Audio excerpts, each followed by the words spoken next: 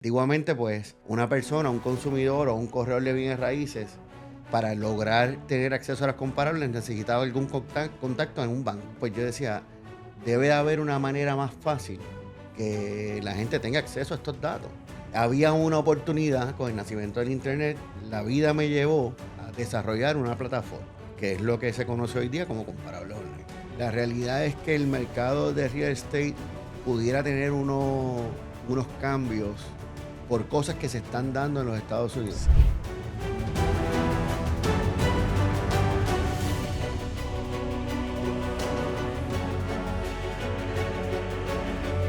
Bienvenidos nuevamente a Bienes Raíces con Jan. En la entrevista de hoy es una que llevo un tiempo pensando en hacerla porque creo que es una sumamente importante para lo que es nuestro día a día como agente de bienes raíces y es uno de los aspectos más críticos de nuestra industria y a la manera que le servimos a nuestros clientes.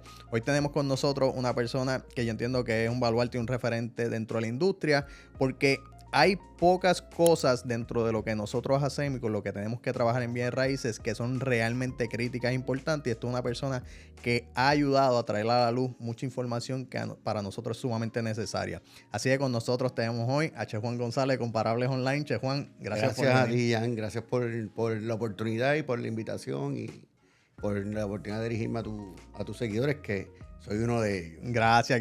Mira, primero que nada quiero darle las gracias a Ernesto por conectarnos, por hacer esa conexión. Ernesto Caro, tremendo. Sí, Ernesto Caro.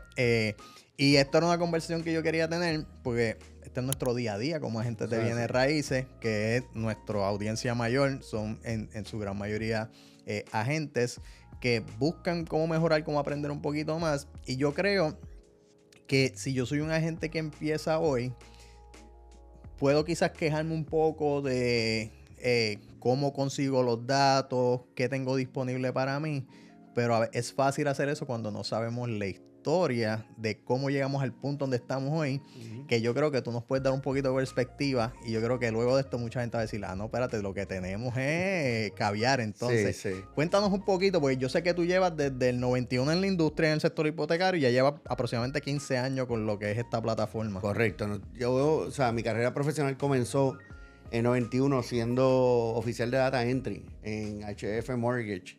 Y ahí pues fui escalando en distintas posiciones hasta que pues me estuve destacando en el área de ventas, haciendo préstamos hipotecarios a los 19 años, imagínate. No tenía edad para hipotecar y ya estaba haciendo hipotecas para otros. Y pues de ahí siguió mi carrera profesional hasta el más o menos 2009, que es cuando incursiono en el negocio 2008, 2009, que es cuando comienzo el proceso de crear un sistema de comparables que eventualmente, según te estaba comentando fuera del aire, se convirtió de ser un sistema de comparables en un sistema de información de real estate. La trayectoria es interesante porque para bien o para mal, pues yo soy de la generación que vio nacer el Internet y antes las comparables se tenían en un libro, o sea, era como si fuera un libro grande, una bitácora grande, donde estaban listadas todas las ventas y uno tenía que recibir ese libro todos los meses para ver qué era lo que había en el mercado vendido. Posteriormente eso cambió a unos discos que se le enviaban a los bancos y a quienes estuvieran suscritos. De hecho, la compañía todavía existe, que es Luis Abreu, y ellos también transicionaron a lo que es el Internet. Y desde ese entonces, pues yo decía, debe haber una manera más fácil que la gente tenga acceso a estos datos. Antiguamente, pues, una persona, un consumidor o un corredor de bienes raíces, para lograr tener acceso a las comparables necesitaba algún contacto en un banco. Wow. Incluso un consumidor, esto era un tabú. O sea, para una persona de a pie, saber cuánto se vendía una propiedad al lado, tenía que tener un contacto con un realtor, o un corredor de bienes raíces o un banquero. Así que había una oportunidad con el nacimiento del Internet y pues la vida me llevó a desarrollar una plataforma, que es lo que se conoce hoy día como comparable online. quiero hacer una parada ahí rapidito porque aquí yo estoy como que maquineando, tratando de transportarme del tiempo y estar ahí. Una vez pensando en la velocidad de la data, obviamente pues siempre ibas a estar corriendo un poquito atrás, porque en lo que se imprimía ese libro, se compilaba la data y se entregaba, siempre estabas un poco atrás. Eso es una parte. Segundo, y aquí quizás tú me puedes dar un poco más de perspectiva, cuánto se perdía, porque hoy en día vemos, ¿verdad? Y eso es un tema que quizás podemos abundar más adelante. Hay muchas ventas cash, hay financiamientos creativos de diferentes maneras, lo que es lo tradicional. En ese momento, cuando existían los libros, ¿el financiamiento era lo más común y por ende esa data era reliable o se perdía un poco? Bueno, yo debo de asumir que se perdía data, porque o sea, las ventas cash siempre han existido y el financiamiento privado también siempre ha existido. Lo que pasa es que en estos tiempos modernos se ve con mucha más frecuencia, pues por el acceso a la información, ¿ves? Pero ese libro que publicaba Abreu, se nutría de información que a su vez ellos recibían de las distintas instituciones financieras que existían en aquel entonces. Por lo tanto, de acuerdo contigo, o sea, imprimir ese libro y compilar la información, pues podía demorar un tiempo y quizás estábamos atrás 2 meses. Hoy día, comparables online, yo tengo ventas de ayer. O sea, transacciones de real estate que ocurrieron el día de ayer ya están disponibles hoy para ser utilizadas en un reporte de tasación para que un tasador llegue a conclusión de valor o para que un corredor de bienes raíces o un consumidor pueda validar el precio en el cual se vende un real estate. Que nos da una agilidad brutal, increíble, ¿verdad? Y obviamente ustedes son como que los pioneros en eso de Next. Al momento lo tengo como quien dice casi la data. Entonces cuando ocurre, ¿verdad? Ese punto clave que llega el internet, tú empiezas a pensar en esta plataforma. En general en la industria, ¿cómo tuviste esa transición de nos movemos a lo físico, a lo digital? ¿Cómo fue ese proceso? Pues fíjate, yo creo que se dio bastante natural porque, o sea, ya en ese tiempo fue que comenzó a coger auge en las redes sociales y la que existía principalmente en ese tiempo, hace 15 años, era Facebook. Por lo tanto, ya, o sea, la gente estaba más acostumbrada a la inmediatez, ¿ves? La gente ya empezaba a enterarse de las noticias por las redes sociales y ese tipo de cosas, pues yo creo que eso, las otras herramientas que estaban disponibles para la gente nos ayudó a que el mercado de bienes inmuebles se adaptara a lo que estaba ocurriendo en el tiempo. Sí, que en esencia ya el público se iba instruyendo a la medida que iban incrementando lo que es el internet, los usuarios y demás, y cuando llega la parte inmobiliaria, ya hay unos hábitos creados y un comportamiento creado en ese consumidor. Correcto. Incluso, tú sabes que en las redes sociales, específicamente en Facebook, tienes el Then and Now. O sea, que te tira unos reminders de qué fue lo que tú estabas publicando hace... Lo posteaste hace 3 años. Exacto. Pues yo recibo ya reminders de Facebook de hace 15 años. Y la realidad es que tú miras, o sea, nosotros miramos hacia atrás y yo mismo me doy cuenta de cómo ha evolucionado incluso el negocio nuestro, por las publicaciones que en aquel entonces hacíamos y lo que tenemos que hacer hoy. O sea, que es un negocio de constante movimiento, tal cual lo es cualquier negocio en el mercado. O sea, el mercado, un corredor de bienes raíces, un proveedor de servicios como nosotros, se tiene que estar adaptando a la realidad de lo que está sucediendo en el mercado, porque si no se queda atrás. Es lo que estábamos dando ahorita en inteligencia artificial y ese tipo de cosas. A grandes rasgos, ¿cómo ha sido la evolución, digamos, verdad, lo que tú conoces, que es tu plataforma de comparables online Puerto Rico es? ¿Cómo ha sido ese cambio, verdad? Y quizás cuáles han sido esos puntos claves que tú has visto, que han dicho, esto fue un cambio significativo en nuestra plataforma y cómo presentamos la data a los consumidores. Pues hay varios. El primero yo te diría que es el nombre. O sea, hablábamos hace un rato que Puerto Rico tenía ese nombre porque La idea inicial era hacer una plataforma electrónica de data que la gente pudiera validar en cuánto se vendía el real estate, en cuánto se vendía un carro, en cuánto se vendía un bote, una motora, etc. Y comenzamos por real estate porque era el bread and butter, o sea, el mío, ese es mi background. Así que decidimos que fuera Puerto Rico Electronic Data. Y según fue pasando el tiempo, pues fuimos a adquirir nombres relacionados a comparar lo que hacíamos, o sea, nombres que fueran más descriptivos. Y de ahí es que viene el nombre Comparables Online. Cabe señalar que, o sea, yo tengo una estrecha y una relación buenísima con clasificados online. Yo puedo decir que somos compañías hermanas, que no necesariamente, o sea, yo no soy dueño de clasificados ni ellos de Comparables Online, pero tenemos una estrecha relación, estamos hosted en el mismo servidor, o sea, que tenemos una bien buena relación y por eso es que el nombre o el apellido de online pues era natural para nosotros. Otro game changer fue hace 5 años que introdujimos el mapa digital, donde pudimos puntear o georreferenciar todas las transacciones en Puerto Rico.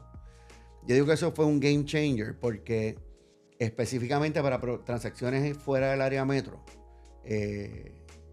era un challenge tú identificar una propiedad rural.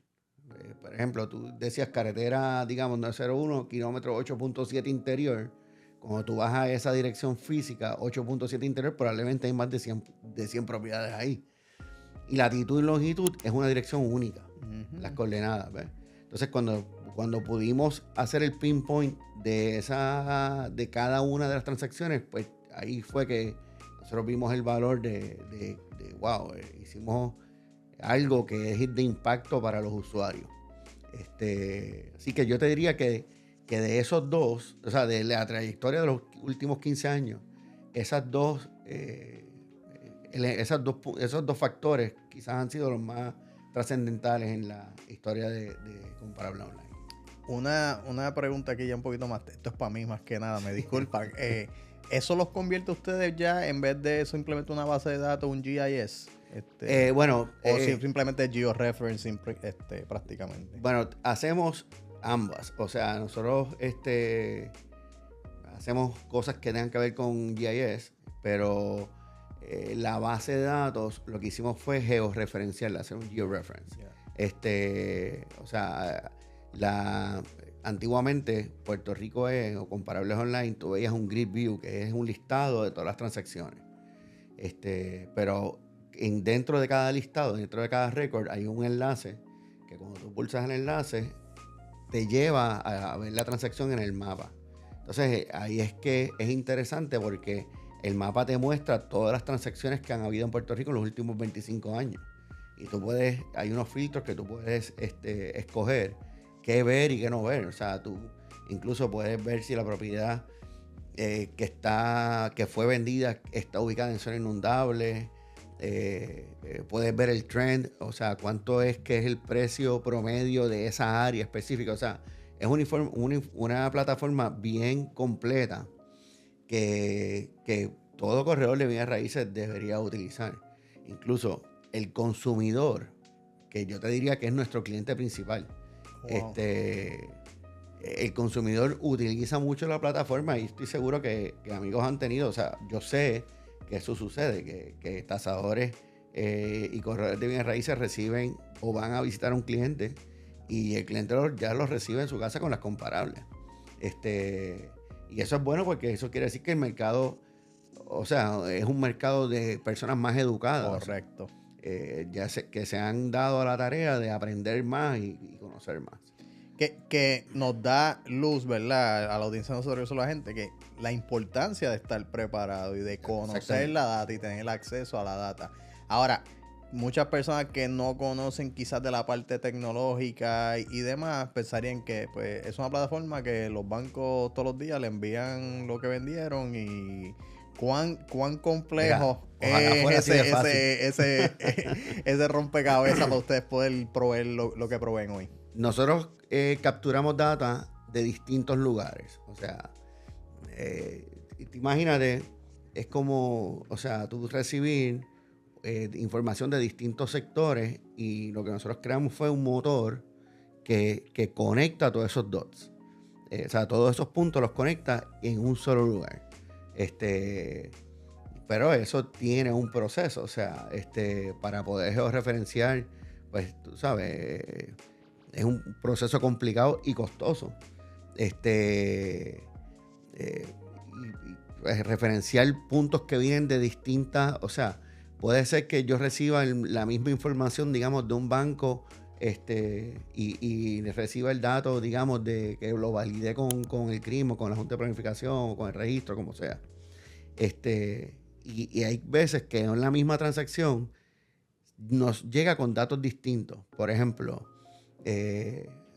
puede ser que un ejemplo bien claro de eso es aquí cerca en Villa Nevares, que la dirección registral en Villa Nevares es una y la dirección física es otra.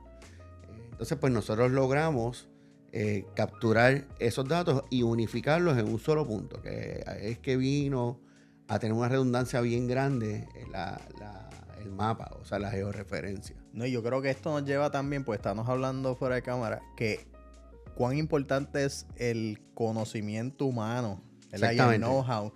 Porque si yo fuera, que nosotros quizá lo toquemos un poquito más adelante, hablar cómo quizá la inteligencia artificial puede empezar a entrar en este juego, pero cuán difícil sería entrenar esa inteligencia artificial para decir, en esta urbanización específica, puede ser que diga Carolina, puede ser que diga San Juan, puede que diga bloque tal o calle tal, y entonces, ¿cómo consolidamos y decimos, no, A y B son los mismos? Correcto. Y esa parte me imagino que para ustedes eso es un dolor de cabeza y eso tiene que ser bastante time consuming. Tienen que tener, obviamente ya ustedes ya tienen la experiencia, correcto, el tiempo, que imagino que tendrán identificado las áreas. Por programación, o sea, logramos establecer unos parámetros que se programan, o sea, que es con codificación, con código y pues, tú sabes, se nos facilita el trabajo. Pero, o sea, la realidad es que el 100% del dato que nosotros presentamos en nuestra plataforma es validado y reconfirmado. O sea, por ejemplo, digamos que tú vendiste una propiedad hoy y me dice, mira, Chewan, aquí está este dato para que lo incluyas en el sistema. El sistema comparable. Ese dato nosotros no lo incluimos hasta que lo podamos reconfirmar con alguna otra fuente. O sea, por eso es que hay doble validación. Un sistema sumamente confiable, o sea, quizás obviamente en todas las bases de datos hay un margen de error, pero el quality control que hacemos es bastante riguroso para evitar que ese tipo de cosas no suceda. Estamos hablando que la base de datos se compone al día de hoy de sobre 550,000 transacciones en los últimos 25 años. Eso es un montón. Hablando de eso, obviamente la base usted sumamente robusta. Uno, obviamente históricamente ya tiene mucha data que podemos trazar para atrás y tirar tendencias y demás. Se han convertido en una plataforma que va más allá simplemente de ser una base de datos de propiedades vendidas, sino que es esa información de la industria de bienes raíces per se. Exacto. Entonces, cuando miramos todo eso, entonces aquí quizás nosotros como curiosos, acá como queremos entender un poquito más la data y con lo que trabajamos. Con lo que usted ha visto y la información que tienen, ¿cómo es ese breakdown hoy por hoy en Puerto Rico de lo que son ventas por banca tradicional, ventas cash? ¿Es algo que se ha mantenido históricamente, ha ido cambiando? Pues mira, hablábamos fuera de cámara de los datos, o sea, de la diferencia entre los datos que nosotros publicamos versus los datos que tradicionalmente se publica o se analizan, que son los que son provistos por la Oficina del Comisionado de Instituciones Financieras. Esa data de los CIF, pues es relevante, es data real del mercado, pero representa menos de un 40% de la realidad del mercado. ¿Por qué razón? Porque los CIF presenta o divulga los datos que ellos reciben de los bancos o entidades financieras que ellos supervisan. Entiéndase, los mortgage bankers, los bancos comerciales. O sea, Oriental, First Bank, Banco Popular, VIG Mortgage, Equity Mortgage, FENBI, ese tipo de bancos son los que les reportan a los CIF. Sin embargo, tú tienes que haber, o sea, te tiene que haber pasado ya transacciones donde el dueño está haciendo el financiamiento. Sí. O sea, cuando vino la baja de interés, pues los dueños vieron una oportunidad de hacer dinero, no solamente en la venta del real estate, sino hacer algo de dinero financiando la propiedad, quizás a un interés un poco más alto de lo que ofrecen los bancos, pero como te digo, el cierre era inmediato. Exacto. Porque no había que estar circunscribiéndose a la reglamentación, a las regulaciones de los bancos. Te tengo que decir que para mí es sorprendente la cantidad de ventas cash que se da en Puerto Rico. O sea, yo no pensé que había tanto dinero en la calle. Hasta que veo la cantidad de ventas cash que es sorprendente. Sí. Y en todos los renglones. O sea, estamos hablando de ventas de 30 y 40 mil pesos hasta ventas de millones de dólares. Y eso para mí todavía es como que yo lo veo, obviamente, día a día, pero yo, por ejemplo, tuve una corredora con la que estaba hablando recientemente y me dice, y es una corredora que vende, ¿sabes? Vende buen volumen, produce. Y me dice, esta es mi segunda venta financiada. Y le digo, ¿qué? Sí. Me dice, sí, yo no sé por qué o cómo. Muchas ventas cash, ventas cash. Entonces está esa parte, ¿verdad? La parte financiera, obviamente, ¿verdad? Todos los arreglos de financiamiento privado, cash y por ende. Es importante tener eso en consideración porque muchas veces, ¿verdad? Quizás si nos hubiésemos quedado en un periodo en el que solamente los bancos reportaban y ese era nuestro punto de partida. Imagínate. Para que los tasadores pudieran analizar y darle, ¿verdad? Esa opinión de valor a una propiedad, pues estábamos dejando fuera 60% de la data. Exactamente, y quizás en ese entonces era más de un 60% de lo que se estaba perdiendo. O sea, la realidad es que no hay una manera que yo conozca de ir a ver cuánto se estaba perdiendo de data en ese momento, pero si dependíamos, como tú bien dices, de los datos que se publicaban por los CIF y tomando como base el 40%, que es lo que básicamente ellos están recibiendo, pues sí, había mucha data que estaba pasando por debajo del radar. Me imagino que los tasadores también son tus clientes, ¿verdad? Sí. ¿Y cómo es esa relación? ¿Cuál es el feedback que tú tienes de esa industria, ¿verdad? De los tasadores hacia tu producto. Bueno, la función del tasador es llegar a la conclusión de valor para que el banco, o sea, para proteger los activos del banco. Esa es la realidad. O sea, el tasador llega a la conclusión de que esta propiedad vale esa cantidad de dinero. Entonces el tasador lo que tiene que hacer es, o por lo menos en el formato que se utiliza para real estate residencial, es buscar ventas que sean circundantes al sujeto, a la propiedad que están tasando, que históricamente, o sea, dentro de un tiempo considerablemente corto, o sea, las ventas más recientes, ellos comparan. Y pues, o sea, la realidad es que el tasador es nuestro usuario principal en términos del tiempo de navegación. Yeah. O sea, cuando nosotros comparamos el tiempo time on site y vemos el time on site de los tipos de usuarios, pues el tasador, sí, como dirían en el barrio Padilla de Corozal, de donde yo soy oriundo, le da para abajo el sistema. El consumidor, pues no necesariamente tanto, pero o sea, el tasador es el que más tiempo está en nuestra plataforma y la realidad es que nuestro mercado, nuestro negocio iba dirigido principalmente a los tasadores cuando abrimos. Yeah. Y nos dimos cuenta que nos fue llevando, o sea, fuimos descubriendo que el tasador es una parte importante, pero en los corredores de bienes raíces, pues es la primera línea, o sea, digamos, como los primeros respondedores en una emergencia. Sí. En real estate, el primer respondedor es el corredor de bienes raíces. Y pues de ahí la mano fuimos o sea, el negocio se fue moviendo a que el consumidor también empezara a consultar nuestra base de datos. Esto es quizás no tenga la respuesta a esta pregunta, ¿verdad? Pero algo que nosotros escuchamos a menudo como agente es que a los tasadores se les hace bien cuesta arriba poder analizar una venta cash por la falta de información que tienen sobre ese sujeto, sobre esa propiedad. ¿Has escuchado algún feedback o quizás que ellos te han dicho, mira, gracias a lo que ahora nos dan aquí, quizás tenemos más para jugar con eso? Sí, o sea, la respuesta a esa pregunta es sí, es cierto. O sea, el tasador necesita más data de lo que está disponible. Por ejemplo, un dato importante al momento de hacer una evaluación tiene que ser los pies cuadrados que tiene una propiedad de construcción. Esa información en condominio está given, o sea, nosotros la tenemos por default porque los metros cuadrados o los pies cuadrados es lo que es un apartamento. Pero en una propiedad que es standalone, pues tú tienes unos metros cuadrados, que es lo que mide el solar, pero la propiedad, lo que está construido, pues tiene otra medida, ¿ves? Y la única manera de tener una certeza de cuánto mide es físicamente yendo a la propiedad y agarrar una cinta y medir largo por ancho por alto.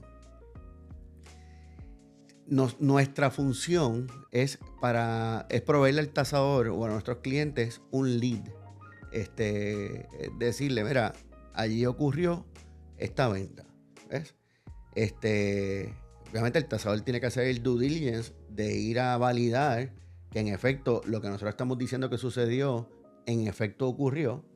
Y tiene que entonces ir a medir. O sea, tiene que pasar el trabajo de medir. Pero para sistemas como nosotros, como Tasamax, como Abreu, que son otras plataformas de comparables que existen en mercados muy buenas también,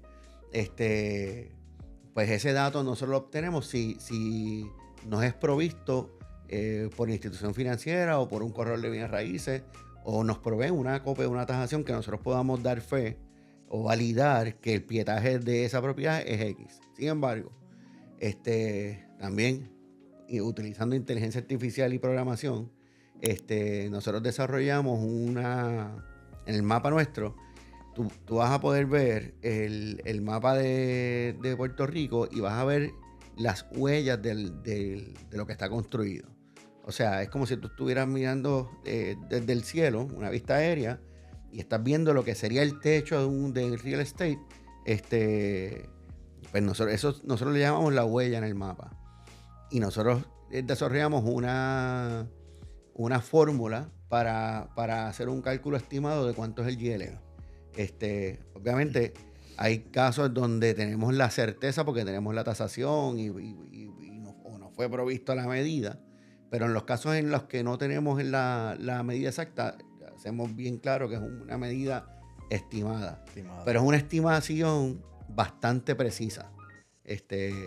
O sea, gracias a Dios pudimos dar con una fórmula y con la inteligencia artificial que nos ayuda, para dar con una fórmula bastante certera. Ahorita te mencionaba que me hiciste la pregunta de los game changers. Y hubo un momento dado donde nosotros estábamos publicando solamente comparables, que son las transacciones de compraventa, que es lo que nosotros conocemos como comparable, ¿verdad? Y de repente, por mi experiencia en la banca, pues yo digo, bueno, yo debo de incluir las propiedades que se reposeen y las propiedades que han pasado por un proceso de demanda en cobro de dinero y ejecución de hipoteca o que en algún momento fue demandada, por dos razones. Número uno, porque es información relevante del mercado. O sea, tú saber qué se ejecutó o qué se va a ejecutar.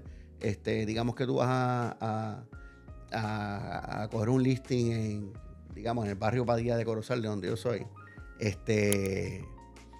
Pues tú quisieras saber qué se vendió alrededor de ese listing que tú estás prospectando, pero también quieres saber qué se ejecutó o qué está por ejecutarse, ¿ves? Y eso pues funciona como información adicional que es relevante del mercado y también funciona como leads. O sea, para un corredor de bienes raíces, que si tú vas a listar en un mercado específico y ves que hay unas 5 propiedades que están demandadas en cobro de dinero, pues eso te está dando una señal de que, mira, esta persona pudiera estar interesado en quizás vender esa propiedad antes de que el banco se la ejecute. Así que esa parte la vamos a ahorrar porque ese secreto me lo voy a llevar yo ahora. Mentira. Pues cuando nosotros incluimos la información de de lo que está, de lo vendido, más lo ejecutado y lo que estaba en proceso de ejecución, pues ¿qué me faltaba? Lo que estaba disponible para la venta. Entonces lo que hicimos fue incluir todos los puntos que están anunciándose activamente en clasificados online, que como te dije ahorita, es nuestra compañía hermana. Y también hicimos lo propio con Stellar MLS y con Exposure MLS. Okay. Por lo tanto, en el mapa nuestro tú vas a poder, o sea, tienes la habilidad de ver qué se está vendiendo en un punto específico, qué se vendió, qué está ejecutado y qué está por ejecutarse. Y yo creo que esa información, me parece que no está disponible en más ningún otro sistema. No, por lo menos que yo sepa, no. Mirando, ¿verdad? Hacia el futuro, y aquí... Te voy a tener que subir el precio del sistema. mirando hacia el futuro y sin que me den ningún secreto de que te quite ventaja competitiva, ¿hacia dónde ves dirigiéndose este tipo de herramientas como los que tú tienes, ¿verdad? O cómo lo ves formándose en los próximos años, evolucionando, ¿verdad? Quizás buscar esos puntos que quizás sean unos game changers en el futuro, que digamos 5 años, 10 años. Pues mira, yo creo que lo que nos ha distinguido a nosotros es que estamos ahead, o sea, estamos buscando la información lo más reciente. Y yo, o sea, mantenernos en ese ritmo es lo que yo creo que nos va a seguir distinguiendo. ¿Qué sucederá en el futuro? Pues está por verse, pero la realidad es que el mercado de real estate pudiera tener unos cambios que hay que ver de cerca por cosas que se están dando en los Estados Unidos. Sí. Por ejemplo, una de los cambios más recientes es que viene una nueva forma de la tasación. O sea, el formato de la tasación que los tasadores utilizan, pues viene un cambio. Y ya nosotros estamos atemperando nuestra plataforma para facilitarle a los tasadores el que puedan complementar los requisitos que trae esa nueva forma con data que nosotros le estamos proveyendo. Actually, por ejemplo, lo de los promedios de precios de venta es uno de esos factores. Ahora vamos a incluir unas gráficas de cómo es que se está moviendo el mercado para cada sector específico, para cada municipio, que son cosas que los tasadores van a necesitar. Ahora, algo que se está dando está sonando mucho en los Estados Unidos son el Automated Valuation. Sí. Eso es un cambio reciente de Fannie Mae que se estaba discutiendo, ¿verdad? Bueno, Fannie Mae hizo un comunicado el año pasado que iba a comenzar con ese proceso. El challenge que ellos tienen en Puerto Rico es que pues, necesitan más información. Pues hay que ver cómo eso va a evolucionar. O sea, eso puede ser un cambio positivo para el mercado, o sea, para los corredores de bienes raíces, pero va a afectar un sector importante del mercado, o pudiera afectar un sector importante del mercado como son los tasadores, ¿ves? Uh-huh. ¿Cómo eso se va a implementar? Pues eso está por verse. Sí. Pero mirando a futuro, yo creo que eso es uno de las cosas que uno tiene que mirar de cerca. Sí, que yo entiendo que allá, obviamente, ya con más tiempo en el mercado, quizás más información y más esfuerzo, allá hay una adopción masiva de sistemas de información como el MLS ¿verdad? Que te congregan toda esa data y pues ya tienes la gran mayoría y entonces se convierte en una fuente confiable para quizás poder jalar para ese Automated Valuation, que aquí no hemos llegado a ese punto de esa masa crítica, como uno dice, para poder obtener la mayoría de la... Súper interesante donde nos estamos moviendo. Digo, y hay que ver que, o sea, la realidad es que no tengo idea de cuán rápido eso va a llegar o si en efecto se va a implementar, porque un reto grande es lo que hablábamos ahorita de las direcciones. O sea, cogiendo el ejemplo a través de Villa Nevares, o sea, la dirección registral es una, la dirección física es otra. Por ejemplo, en donde vive mi mamá, antes era la calle 1, ahora es la calle Paseo del Río. ¿Ves? O sea, ¿cuántas calles 1 existían en San Juan? seguramente miles de calle 1. Sí. Y cuando el correo estandarizó las direcciones, que las empezaron a poner nombres, pues eso fue cambiando. Entonces, o sea, ese desfase, pues hay que ver cómo se trabaja. Y la realidad es que, lo que te decía ahorita, la dirección universal es latitud y longitud. Eso es lo que siempre yo llevo predicando desde el día 1 que empezamos con este negocio. Con eso en mente, habla un poquito del futuro. ¿Dónde estamos hoy? ¿Qué nos dice la data de dónde estamos hoy? Pues mira, tú sabes que los años post pandemia fueron años históricos. O sea, el mes de marzo del 2021 fue el mes en la historia de Puerto Rico donde más transacciones se vendieron. Y pues el mercado se ha mantenido o se mantuvo de esa manera. ¿Qué pasó en el 2024? 2024 fue un año atípico porque, y esto yo llegando a una conclusión bien personal, era un año de elecciones donde en Puerto Rico de cualquier manera iba a haber un cambio de gobierno. Correcto.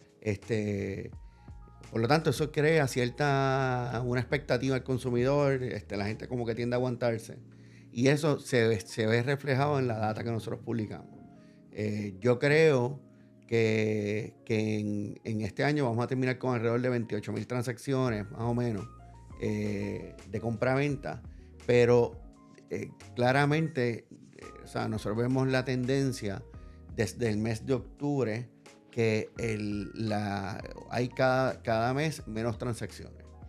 Hasta el día de ayer, si mal no recuerdo, habían para el mes de diciembre del 2024 1,400 transacciones, que yo te diría que es el segundo mes más bajo en los últimos 6 años. Pero hay que esperar también que entren todos los datos y se tabule todo el mes de diciembre, que eso usualmente ya la semana que viene deberíamos de tener un plano más claro de dónde vamos a aterrizar. Pero ciertamente... Pero la tendencia es clara. Bueno, lo que pasa es que yo no me atrevo a decir que es una tendencia porque hay unos factores que no estaban en los años anteriores. El año eleccionario, cambio de gobierno, pues, o sea, eso es un factor que no se puede comparar con los últimos 4 años, que el último año eleccionario fue el 2020, pues no es o sea, yo no puedo hacer una comparación lógica o que haga sentido porque el 2020 estábamos saliendo de la pandemia, o sea, en noviembre de 2020. Sí, que tú no puedes hacer una comparación year to year porque son anomalidades, ¿verdad? Son outliers que te tira la data off, no puedes considerarlo. Exactamente. Yo creo que el mercado siempre va a seguir siendo un mercado activo. Cabe señalar que a pesar de que hubo alrededor de 5,000 transacciones menos que en el año 2023, para el 2024 el precio promedio del real estate en Puerto Rico fue alrededor de 50,000 pesos más. No, $25,000 más. Eso quiere decir que, o sea, llegando a una conclusión muy personal, uno puede decir que el mercado, a pesar de que hubo menos transacciones, las cantidades fueron más altas. Evidente porque el precio promedio fue más alto. Así que el mercado va a seguir siendo activo. O sea, se van a seguir comprando y vendiendo propiedades. Mi recomendación es que uno tiene que ser más estratégico y mirar los mercados donde se están moviendo. O sea, en las gráficas que nosotros tiramos también se ve cómo se va moviendo el real estate por precio. O sea, y desde el rango de 200 hasta $400,000 es donde está el arroyo de la habichuela, ya. Ese es el bulk. 200 a $400,000 es el día a día. Pero también donde hubo un crecimiento brutal fue en el área de lujo. Sí. O sea, estamos hablando de casi 600 transacciones por encima de $1 millón en el año 2024. Y eso es un montón. O sea, eso es un montón de transacciones. Y por el otro lado, porque verdad, mucha gente quizás se alarme con, como tú dijiste, esto es un punto de la data, no es una tendencia. Ustedes monitorean, ¿verdad? O publican lo que son las demandas de cobro y demás. ¿Cómo se ve eso? ¿Se ve que se espere algo? Pues fíjate, tú sabes que antes, o sea, incluso yo mismo decía que iba a haber una avalancha de ejecuciones y eso no se está viendo. Yo llevo 3 años escuchándolo. Eso es, y yo creo que eso no va a ocurrir.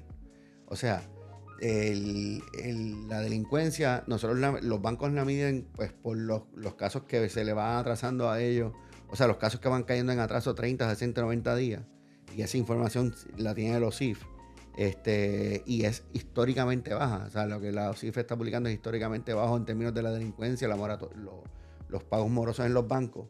Y de la forma que nosotros lo medimos es una medida no científica, porque yo lo que hago es medir, o sea, mirar el impacto que ha tenido o o sea, como la división, o sea, el vis a vis de las demandas entre las cantidades de compraventas que se hacen en un mes. Y eso está por debajo de un 6.7, 6.8%. Es históricamente bajo. O sea, en los puntos prepandemia, yo recuerdo que la delincuencia llegó a estar cerca de un 20%.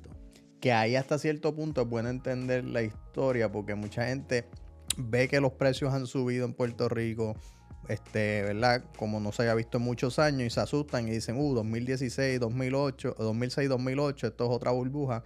Pero entender el que los ajustes que se hacen a nivel federal en la banca, quizás es lo que hoy en día nos ayuda a que esas personas que sí terminan obteniendo financiamiento están vetados de cierta manera, de que la protección está ahí, que esas personas son menos propensas, ¿verdad?, a caer en falta de pago. O sea, que ese elemento, esa mecánica, quizás es algo de lo que está ayudando bastante a que no se vea una morosidad elevada. Eso es ciertamente, y yo pienso también que el consumidor de hoy día es un consumidor más educado. O sea, conoce mejor lo que está comprando, y los bancos.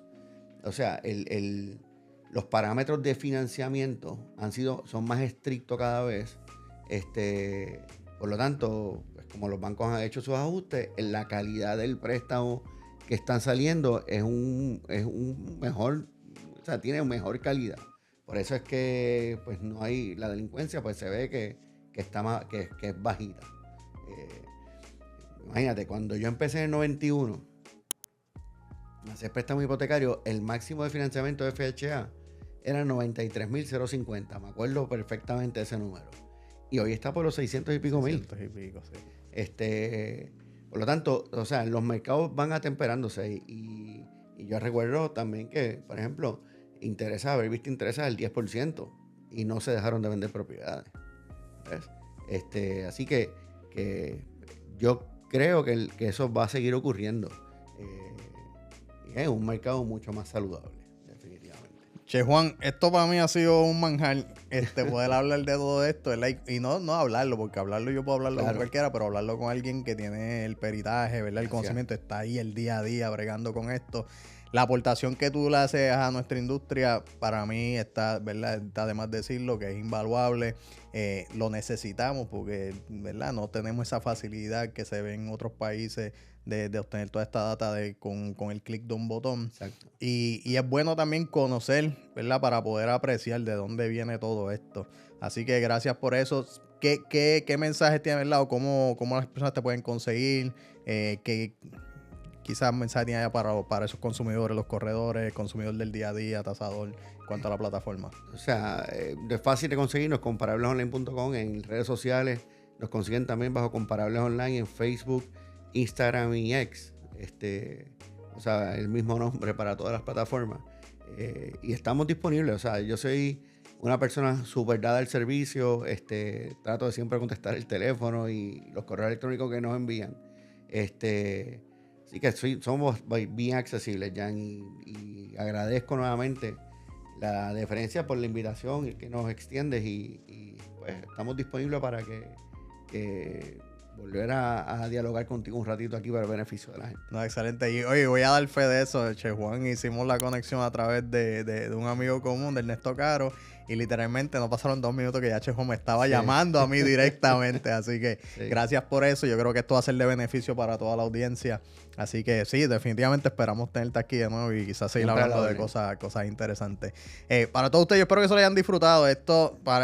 Si tú estás en esta industria, tienes que tener acceso a la data, tienes que conocer la data y saber con qué trabajar. Yo creo que aquí, de una medida quizá no planificada, Che Juan les dio muchos tips que si van y los implementan hoy, quizás tengan mucho mejor resultado de lo que están teniendo. Así que vean esta entrevista, dale para atrás, para adelante, coge nota. Y acuérdate que nos consigues aquí, como Bienes Raíces con Jan en YouTube, pero también nos consigues en Instagram como jan.realestate. Ponemos mucho contenido y no te olvides, como siempre, de seguirnos, dale like, déjanos saber en los comentarios de qué temas te gustaría hablar. Y nos vemos la próxima semana. Esto es Bienes Raíces con Jan. Hasta la próxima.